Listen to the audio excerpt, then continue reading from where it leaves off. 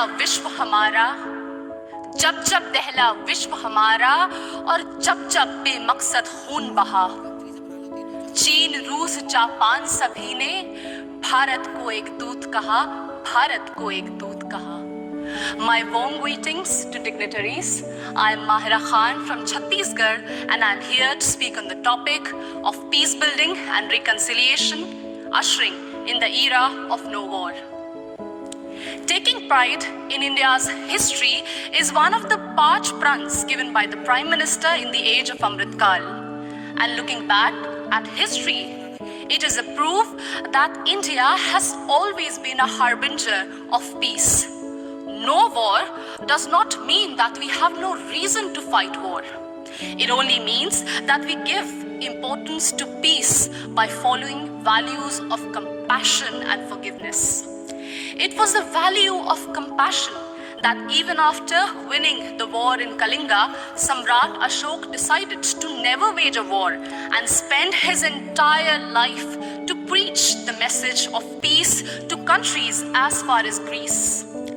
It was the value of forgiveness that even after the British sent our soldiers to world wars and our farmers to famines, Mahatma Gandhi still chose ahimsa and satyagraha for independence. Taking inspiration from India, Nelson Mandela also chose to forgive the apartheid regime in South Africa. My dear audience, like this year's theme, India for the World, India not only preaches but also practices Vasudhaiva Kutumbakam.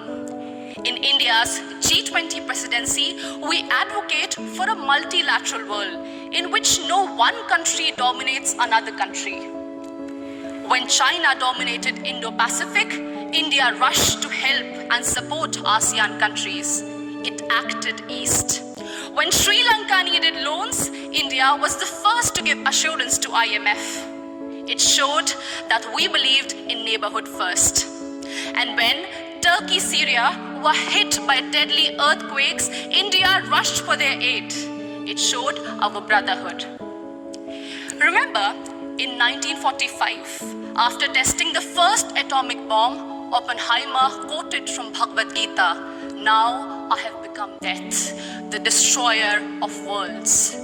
And soon after that, the bombings in Hiroshima and Nagasaki, it was proved that the world does not need a war for peace, but it only needs one war, and that is the war against war itself, exactly what Mahatma Gandhi used to preach.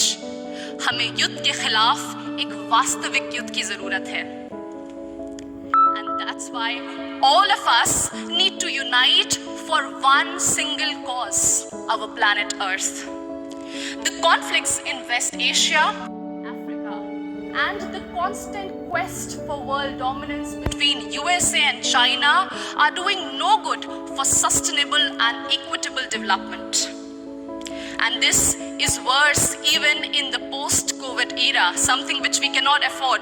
And in this circumstance, the world looks at India to find peaceful negotiation and conciliation in the midst of Russian-Ukraine war.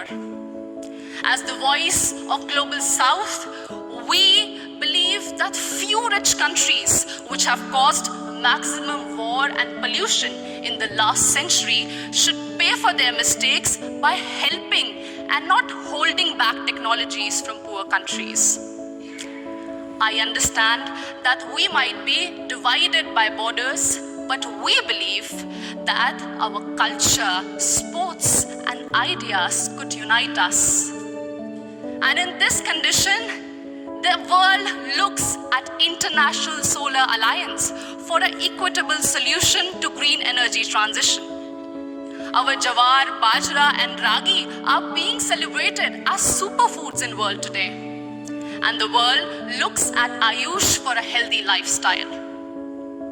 My dear audience, when one youth from Naxal-affected area of Abujmar in Chhattisgarh can strive and participate in international football, it inspires so many of us to strive for a home that is free of conflict and full of opportunities and growth. In us, In each of us lies immense ability to solve any internal or external conflicts through peace, passion and compassion. बढ़े चलो यही निदाए वक्त है, ये कायनात, ये ज़मी, ये कहकशा का रास्ता, इसी पे गामज़न रहो, अमन की राह पर चलो. Thank you so much.